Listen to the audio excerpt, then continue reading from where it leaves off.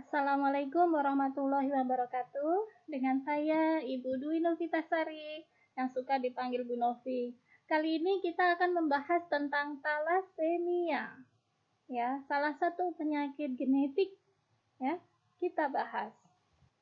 Tujuan pembelajaran kali ini diharapkan setelah mengikuti perkuliahan, mahasiswa mampu memahami definisi, kemudian klasifikasi apa saja dari talasemia, bagaimana patofisiologinya, perjalanannya, sampai timbul tanda gejalanya, komplikasinya. Ya. Berikutnya kita pahami pemeriksaan apa saja untuk mendiagnosis talasemia, bagaimana tata laksananya, apakah memerlukan transfusi darah setiap bulan, dan kondisi dari komplikasi talasemia. Talasemia ini merupakan kelainan genetik terbanyak di dunia. Kelainan ini diturunkan secara resesif menurut hukum Mendel. Masih ingat hukum Mendel? Warna bunga sepatu bagaimana? Warna bunga sepatu merah dikawinkan dengan putih akan menghasilkan anak dengan varian merah putih-putih begitu ya. Nah, ini hukum Mendel ini juga terkait dengan teori pemahaman tentang talasemia. Pengobatan utama penyakit ini ialah dengan pemberian transfusi darah apabila pasiennya di bawah 7 Hb-nya di bawah 7 gram per desiliter. Tetapi dari pengobatan ini akan menimbulkan komplikasi. Transfusi darah diberikan seumur hidup. Umumnya jarak antara 2 seri transfusi berkisar antara 2 sampai 3 bulan, bisa juga setiap bulan. Transfusi yang berulang-ulang menimbulkan banyak komplikasi. Apa komplikasinya? Adanya penimbunan zat besi dalam organ-organ tubuh, seperti di organ-organ lunak yang penting, ada hati, jantung, kelenjar endokrin, kulit, ya, menyebabkan gangguan-gangguan pada fungsi organ tersebut. Apa definisi dari talasemia?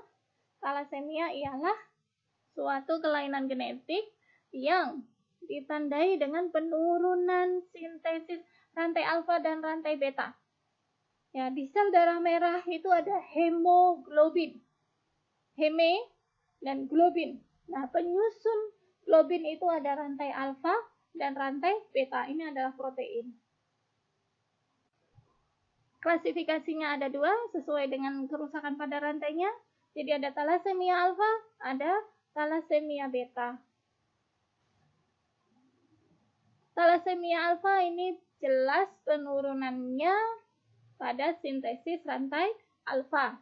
Sindrom talasemia alfa biasanya disebabkan karena delesi. Delesi itu hilangnya gen globin yang ada pada kromosom 16. Oleh karena pada keadaan normal terdapat 4 salinan gen globin alfa. Jadi ada 4 protein penyusun. Ya. Keparahan klinis dapat diklasifikasikan berdasar jumlah gen yang delesi tadi. Bisa hanya satu gen yang delesi, ada 2 atau 3 atau keempat-empatnya delesi. Disebut talasemia alfa mayor karena ada mutasi, ada delesi dari 4 gen penyusun rantai alfa. Hilang yang keempat gen ini akan menekan sintesis rantai alfa secara keseluruhan. Tidak akan terproduksi rantai alfa. Rantai alfa esensial pada hemoglobin janin dan dewasa. Kita penting, kita butuh rantai alfa ini.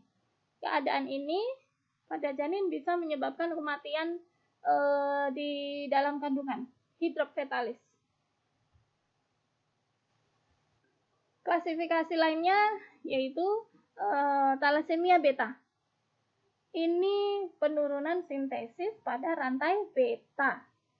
Kalau rantai beta itu hanya 2, beda dengan rantai alfa. Gen penyusunnya ada 4. Rantai beta itu ada 2. Gen globin beta terdapat di yang pendek dari kromosom 11. Talasemia beta terjadi karena mutasi resesif pada satu atau kedua-duanya dari rantai beta. Nah, kalau thalassemia beta mayor, ini juga disebut kulis anemia, ada mutasi, ada delesi dari kedua gen rantai beta. Biasanya gejala muncul pada bayi ketika berumur 3 bulan. Bayi 3 bulan tersebut mengalami anemia yang berat. Kita pelajari bagaimana perjalanan penyakit thalassemia. Dalam keadaan normal, HbF ini adalah hemoglobin fetal, terdiri dari 2 rantai alfa. Berbeda ketika anak tersebut mulai tumbuh, kita sampai dewasa, kita butuh 4 rantai alfa dan 2 rantai beta. Kalau HbF itu hanya terdiri dari 2 rantai alfa dan 2 rantai Y. Terdapat pada eritrosit, mulai diproduksi dari minggu ke-6 kehamilan. Ketika dia lahir, mulai digantikan dengan HbA, hemoglobin adult, yang terdiri dari 2 rantai alfa dan 2 rantai beta sejak sebelum kelahiran. Rantai Y digantikan dengan rantai beta, berikatan dengan rantai alfa, yang akhirnya membentuk apa tadi? HbA, hemoglobin adult. Kemudian reduksi dari rantai globin B ini menyebabkan penurunan sintesis dari HbA serta peningkatan rantai globin alfa. Hal ini menyebabkan terbentuknya eritrosit menjadi hipokromik dan mikrositik, lebih kecil dibandingkan sintesis rantai globin alfa dan beta, dan ini mempengaruhi derajat thalassemia. Ketidakseimbangan sintesis rantai globin alfa dan beta mempengaruhi derajat dari thalassemia. Presipitat yang terbentuk dari akumulasi rantai alfa akan membentuk badan impulsi pada eritrosit. Ini, penumpukan rantai ini akan menyebabkan kerusakan membran eritrosit serta destruksi rusak eritroblas yang sedang berkembang. Kerusakan membran ini menyebabkan hadirnya imunoglobulin, sistem imun. Karena sel darah merahnya rusak, maka akan dikenali sebagai benda yang harus dihilangkan dari dalam tubuh. Imunoglobulin datang, sistem komplement datang. Mereka akan menempel di membran eritrosit tersebut. Akan memberikan sinyal pada makrofag. Mereka melakukan, kalau komponen sistem komplement ini akan melakukan opsonisasi. Dia menandai sel-sel yang rusak, sel darah merah yang rusak, ditandai supaya dikenali oleh makrofag, sel yang bisa memfagositosit, membunuh ya eritrosit maupun bahkan prekursor dari eritrosit, sehingga mereka mati sebelum periode usianya selesai. Sel retikuloendotelial ini akan menyingkirkan sel retikuloendotelial, salah satunya tadi makrofag bisa, natural killer bisa, NK sel ya. Kemudian sel dendrit bisa menyingkirkan eritrosit abnormal, baik di limfa, hati, bahkan di sumsum tulang sebelum masa hidupnya berakhir. Harusnya eritrosit masa hidupnya berapa lama? 3 bulan. Ya, 100 hari. Tetapi karena dia mengalami kerusakan, ditandai oleh imunoglobulin dan sistem komplement, dikenalilah oleh sel retikuloendotelial, sel imun. Maka dia akan didestruksi sebelum masa hidupnya berakhir, hingga terjadilah keadaan anemia hemolitik, eritropoiesis yang tidak efektif, serta hemolisis tadi. Hemolitik ini merupakan tanda utama dari thalassemia beta. eritrosit masih dapat mempertahankan produksi rantai Y, di mana rantai Y ini mampu berikatan dengan rantai alfa bebas, membentuk HbF. Tetapi ini juga merugikan, karena pengikatan tersebut kadar rantai alfa akan semakin turun, sehingga mengurangi gejala penyakit. Ada tambahan hemoglobin, sementara mampu mengikat oksigen. Apa kelemahannya dari rantai Y ini kalau ini muncul? Nah, kelemahannya, kenaikan dari kadar HbF ini akan berakibat meningkatnya afinitas oksigen. Afinitas oksigen itu adalah ikatan antara hemoglobin dengan oksigen. Seharusnya ketika hemoglobin sudah sampai pada sel targetnya, pada sel-sel perifer yang membutuhkan oksigen, afinitas Hb terhadap oksigen harusnya menurun, supaya oksigen bisa dilepas dari Hb, dimasukkan ke dalam sel, ditukar dengan CO2 hasil dari metabolisme. Karena HbF ini yang meningkat, afinitasnya tetap tinggi. Kira-kira oksigennya dilepas tidak? Tidak. Ya. HbF, afinitas oksigennya tinggi, maka oksigen tetap tidak diberikan kepada sel-sel perifer, sel-sel yang membutuhkan. Akibatnya mengalami hipoksia. Keadaan anemia ditambah hipoksia akan menstimulasi produksi eritropoietin. Di manakah produksi eritropoietin? Ada yang masih ingat? Yang kita kemarin belajar, cek video tentang gagal ginjal. Salah satu fungsi ginjal yaitu memproduksi eritropoietin. Ini adalah growth factor dari koloni faktor eritrosit. Eritropoietin, ya, seperti yang tadi saya bilang, ini menginduksi eritropoiesis, yaitu proses pembentukan eritrosit di sumsum tulang, menghambat apoptosis sel darah merah dan mengizinkan sel progenitor, sel bakal eritrosit untuk berproliferasi. Eritropoiesis yang tidak efektif ini akan meningkat, menyebabkan perluasan dan deformitas dari tulang. Ini semakin lingkaran setan. Ya. Rantai alfanya terdestruksi, sel darah merah rusak, dikenali sel imun, didestruksi, anemia, ya kan?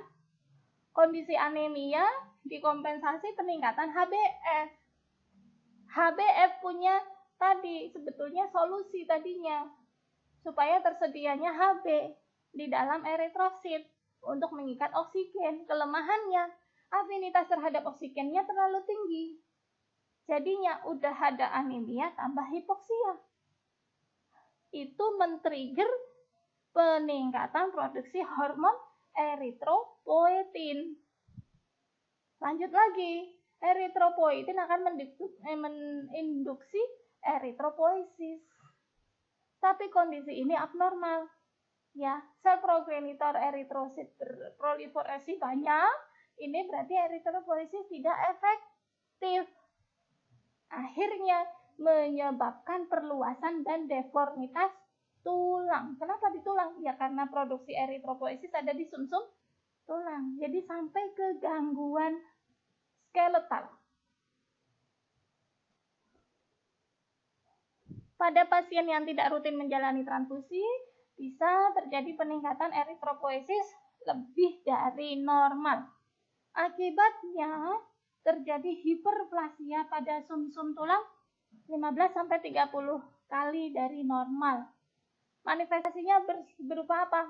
Fasies talasemia, penipisan korteks, kemudian banyak tulang dan kecenderungan terjadinya fraktur, penonjolan tulang tengkorak.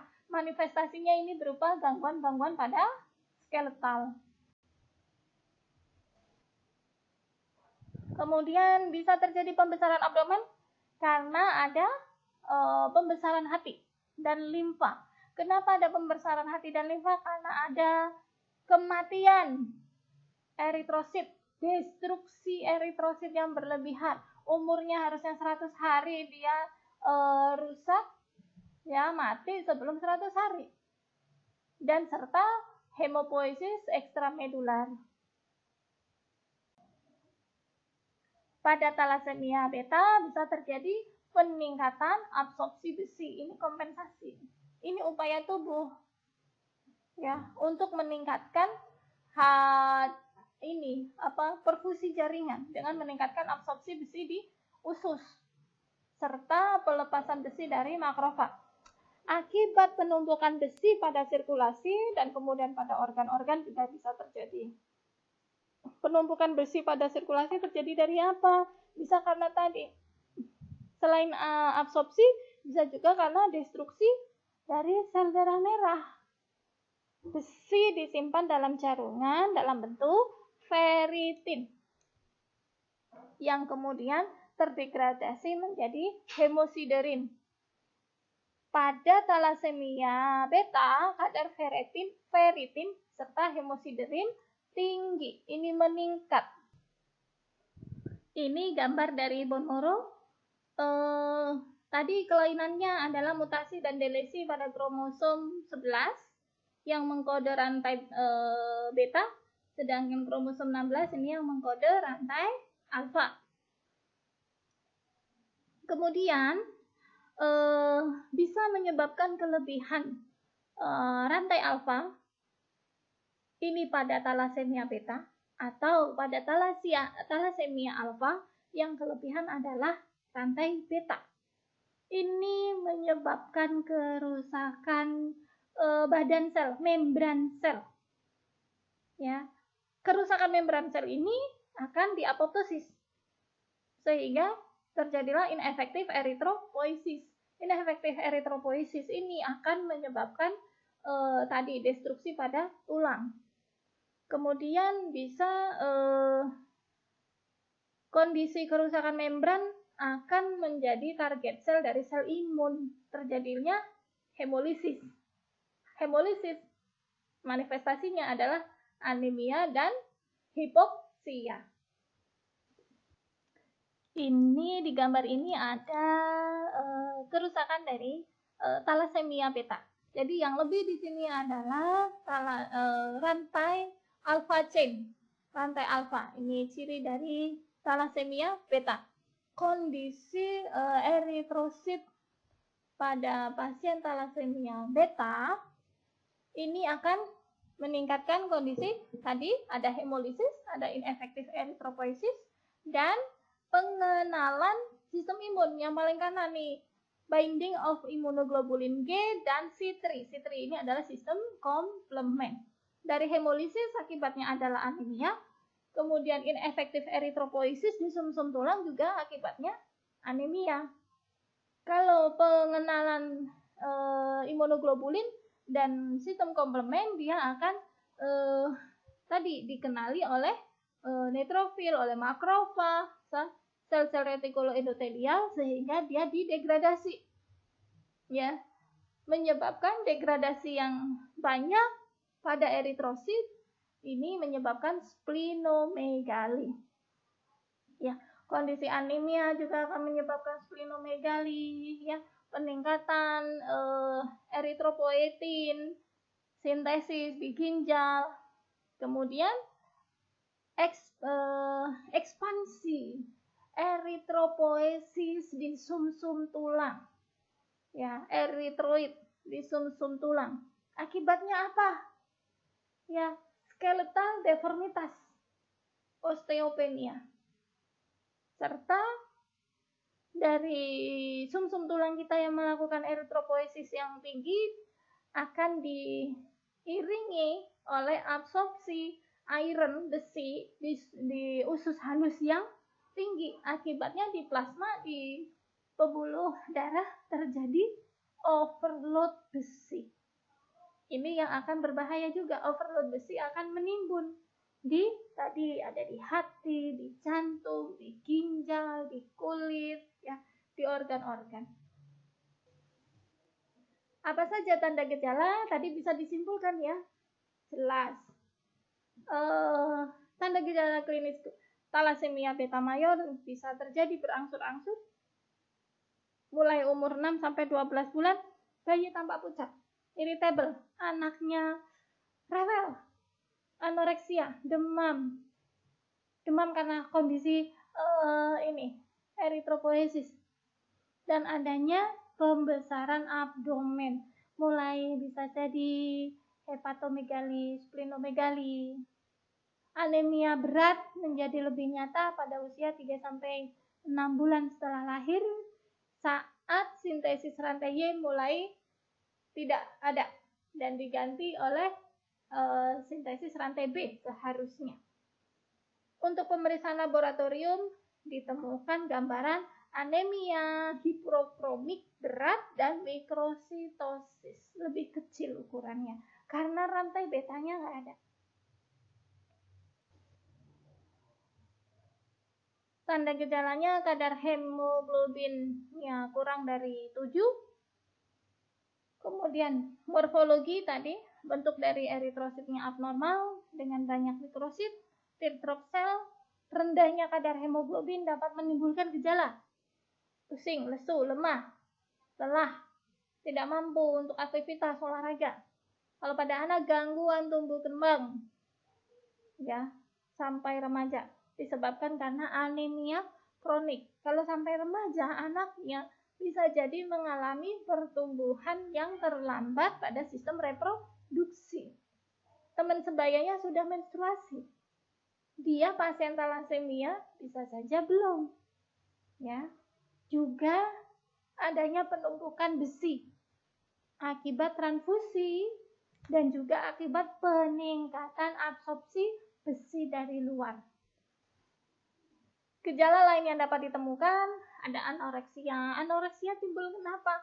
Karena pembesaran abdomen, karena hepatomegalinya.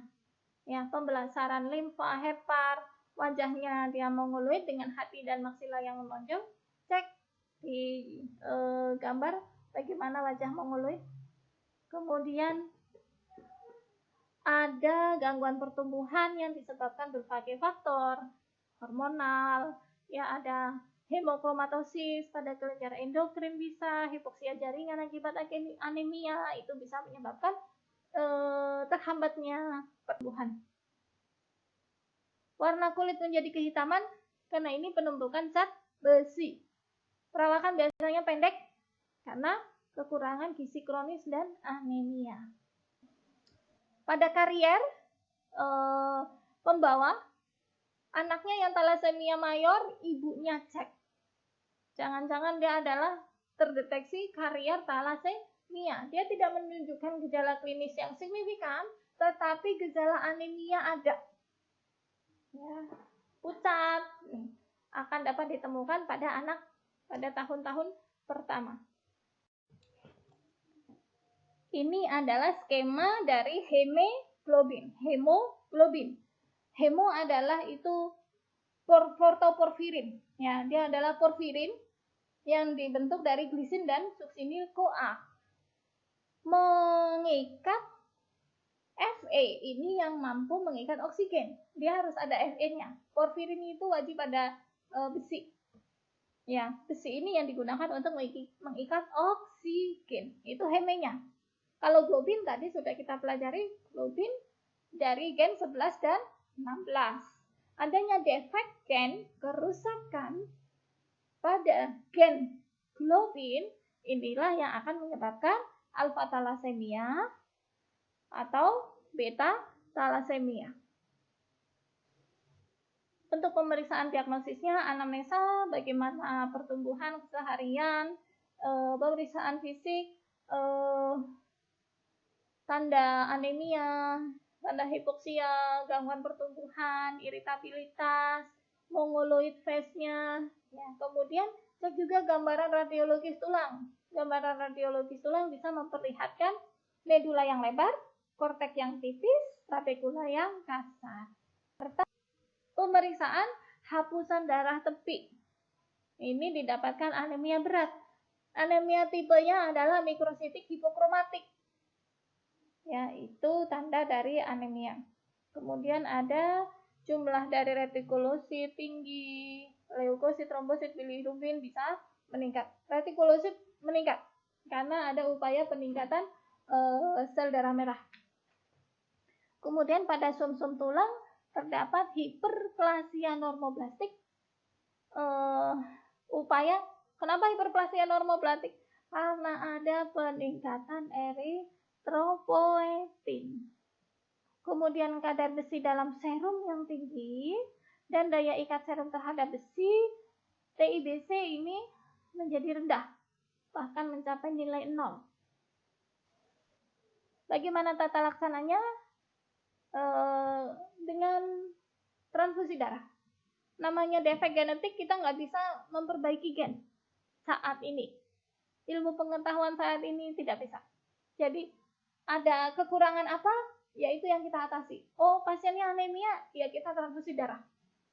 Tujuan dari terapi transfusi pada penderita talasemi yaitu untuk mengkoreksi anemia, menekan eritropoiesis yang ada di dalam, kemudian menghambat absorpsi besi. Karena tadi 3 hal itu akan semakin menyebabkan lingkaran setan. Yuk kita kasih transfusi darah supaya eritropoietin di dalam tubuh turun, kemudian eritropoiesis di sumsum tulang turun, absorpsi besi di gastrointestinal turun. Kita sudah kasih paketnya nih, transfusi darah. Apakah itu baik? Ada efek samping. Ya. Efek sampingnya kelebihan besi, lagi-lagi seperti itu. Transfusi darah ini dimulai jika diagnosis talasemia sudah pasti ditegakkan atau munculnya anemia dengan HB kurang dari 7 gram per desiliter selama lebih dari 2 minggu. Mengecualikan faktor lain yang berkontribusi, misalnya adanya kasus infeksi. Pada pasien dengan HB lebih dari 7, perlu juga dipertimbangkan faktor lain sebagai indikasi transfusi, contohnya perubahan fasial, pertumbuhan yang buruk, bukti dari ekspansi tulang, dan meningkatnya splenomegali. Target yang ingin dicapai dari transfusi ini adalah HB-nya bisa 13-14. Upaya mencegah gangguan pertumbuhan. Juga gangguan deformitas tulang karena eritropoiesis yang tinggi serta kerusakan organ, sehingga harapannya kualitas hidup anak ini meningkat. Dia tidak pusing, tidak lelah, tidak lemah, gejala anemia ya, sehingga dia bisa beraktivitas. Ya, bisa menjalani activity daily living, bermain, mungkin bersekolah, ya. Beraktivitas normal. Kemudian frekuensi transfusi biasanya 2-5 minggu. Jumlah darah yang ditransfusi tergantung dari beberapa faktor. Contoh, dari berat badan, kadar HB sebelum transfusi, serta target mau naik HB-nya sampai berapa. Juga usia. Secara umum, kadar sel darah merah yang ditransfusikan ini tidak boleh melebihi 15-20 ml per kilogram berat badan per hari. Ini ditransfusikan maksimal 5 ml per kilogram berat badan per jam supaya menghindari peningkatan volume plasma secara mendadak. Nanti kalau terjadi peningkatan volume plasma mendadak, efeknya ke kardiovaskuler lagi. Kemudian ada pengobatan saat transfusi darah. Tata laksana yang lain adalah kelasi besi, pengikat besi, chelating agent. Ya, itu pengikat besi. Digunakan sebagai satu-satunya strategi untuk membuang besi yang berlebihan pada tubuh pasien talasemia. Kenapa besinya meningkat? Karena adanya anemia hemolitik dari dalam, serta adanya transfusi darah. Ini mencegah penimbunan besi pada organ-organ yang menyebabkan disfungsi organ tersebut. Contohnya, sering menimbun di hati, jantung, endokrin. Bisa menyebabkan gangguan fibrosis hati, serosis hati, gagal jantung. Kalau gangguan pada kelenjar endokrin bisa diabetes mellitus, hipogonadisme, hipotiroid, gangguan pertumbuhan, hipoparatiroid, gangguan pertumbuhan skeletal, bahkan sampai kematian. Terapi kelasi besi ini dimulai segera setelah pasien mendapatkan 10-20 kali transfusi darah. Atau ketika kadar ferritin tadi besi dalam plasma lebih dari 1000 nanogram per mililiter. Ada 3 kelas, ada 3 macam kelasi besi, chelating agennya. Ada yaitu deferoxamine, deferipron, serta deferoxirok, deferasirok. DFO, deferoxamine, ini infus, deferipron, DFP, dan deferasirok, DFX, ini merupakan oral. DFO, deferoxamine, ini menimbulkan inflamasi, efek sampingnya.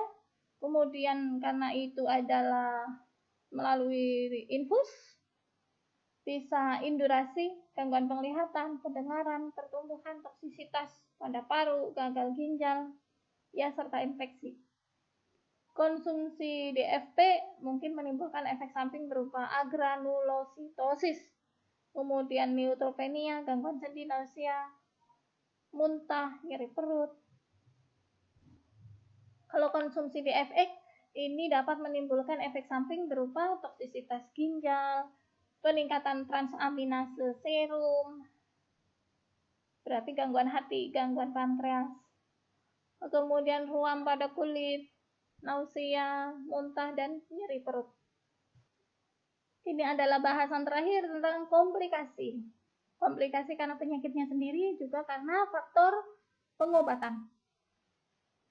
Komplikasi penimbulan zat besi dalam tubuh dapat terjadi akibat transfusi yang dilakukan secara terus-menerus.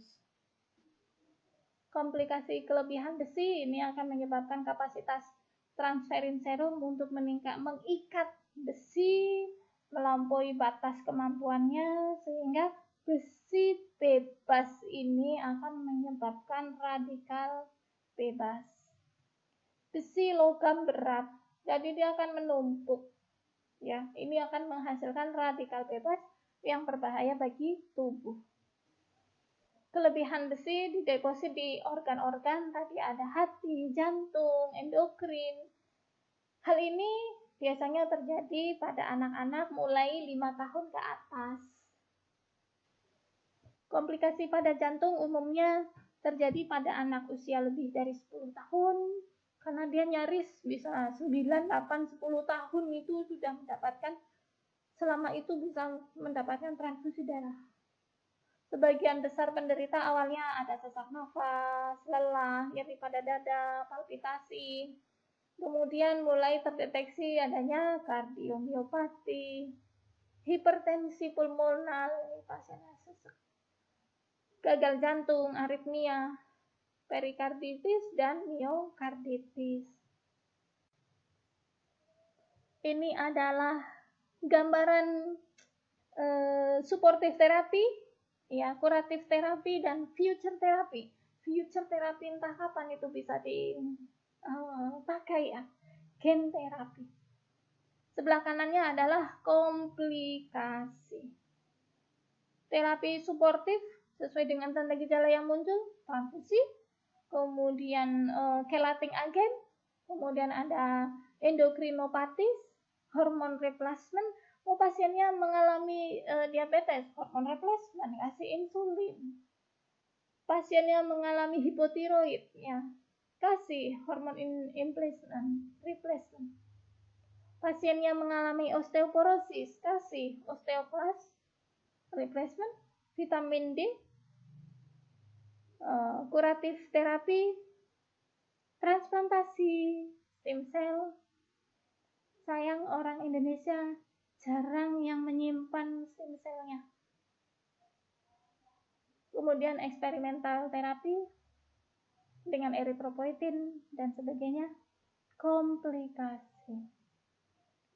Komplikasi dari transfusi bisa transfusi transmitted infection. Ingat ada hepatitis. Ya, efek dari infeksi. Ingat ada HIV AIDS. Itu adalah infeksi karena transmisi dari transfusi.